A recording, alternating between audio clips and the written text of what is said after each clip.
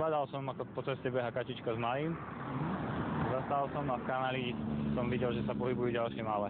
6 mláďat spadlo do hlbokého kanála krytého mrežou, ich mama sa k ním nevedela dostať a pobehovala po rušnej ceste. Všimol si ju okolo idúci vodič, ktorý neváhal zavolať hasičov.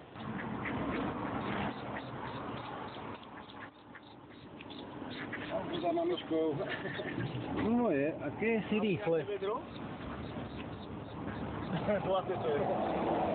Upozorňovali odstavenými blikajúcimi autami okolo idúcich vodičov na to, že sa na ceste niečo deje, aby spomalili.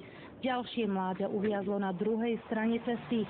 Hasiči liezli do kanála popri autách, ktoré cestou prechádzali. V premávke si tak museli dávať pozor aj sami na seba.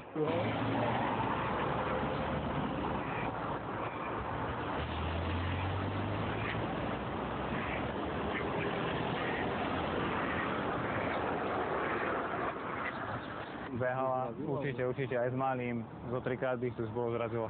Kačacia rodina prešla z Hrona cez 2 dvojprúdovky plné aut. Hasiči ich naložili do vaku a odviezli späť k vode. Všetky sa bezpečne vrátili tam, odkiaľ sa vybrali na výlet. Oni pôjdu za ňou.